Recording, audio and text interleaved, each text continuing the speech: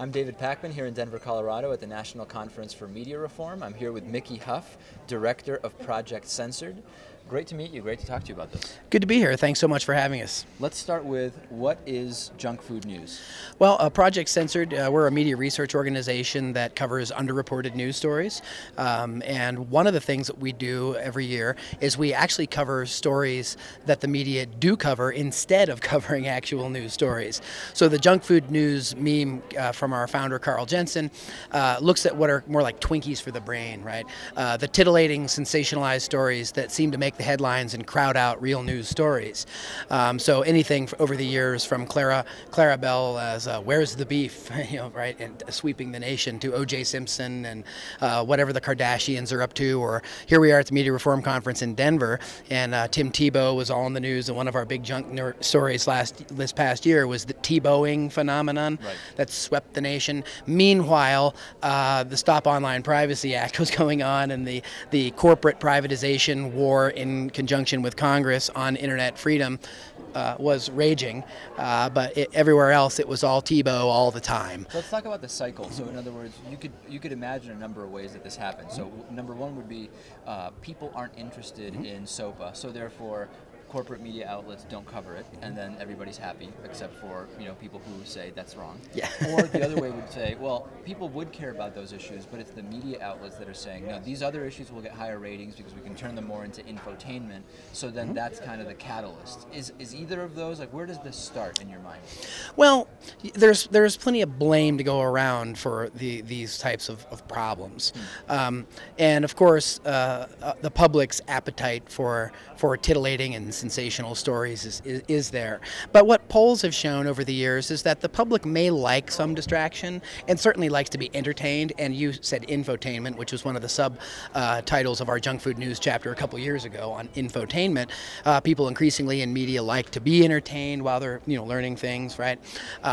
So that does go on. But what polls have also strongly suggested is that people don't necessarily want that in their news, right?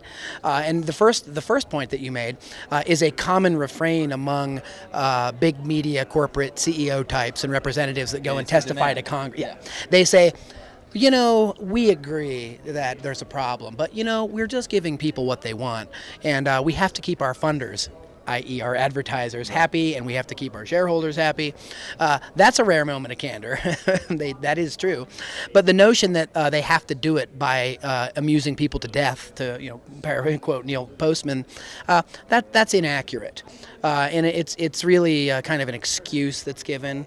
It's also like a bait and switch. In other words, when you then look at the rest of what we do at Project Censored in critiquing the corporate media, notice I didn't use the word mainstream media because it's corporate. There's nothing mainstream about it. We the people. Free speech TV is mainstream, right? Not the corporate media.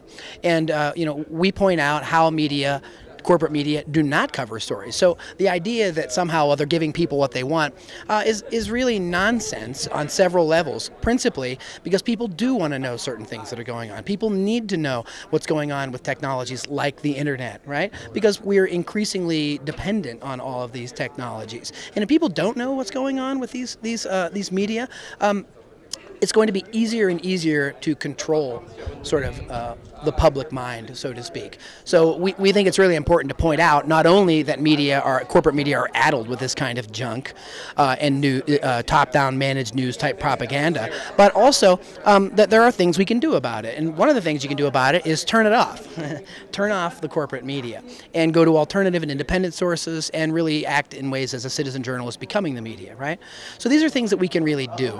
And again, I hope folks, and certainly many of your viewers, already understand this and know this, but I think it's really important to share it with the people that actually watch the Fox News and the CNN or even the PBS, right? That here are things that they do, even in the serious news media, that really fall short. And I think it's a constructive critique about how, on one hand, we can reform some of these media, but on the other, we don't want to wait for reform. We need to have a real media revolution, and part of doing that is becoming the media ourselves. Speaking with Mickey Huff, Huff, the director of Project Censored. So tell us about this book specifically. What Okay. is in this book? This is Censored 2013 that I did with our associate director, Andy Lee Roth. Seven Stories Press out of New York publishes this every year. We've been doing this every year since 1976. And in this book here, we have the top underreported stories from 2011-12. And we have anywhere between 20 and 40 college and university affiliates working with us every year on research, hundreds of students and faculty, and we vet news stories from independent media that do not make it into the corporate press, or if they do, they're incredibly framed such that all of the facts and certain perspectives are missing, right, from that. And we have a series of national judges across the U.S.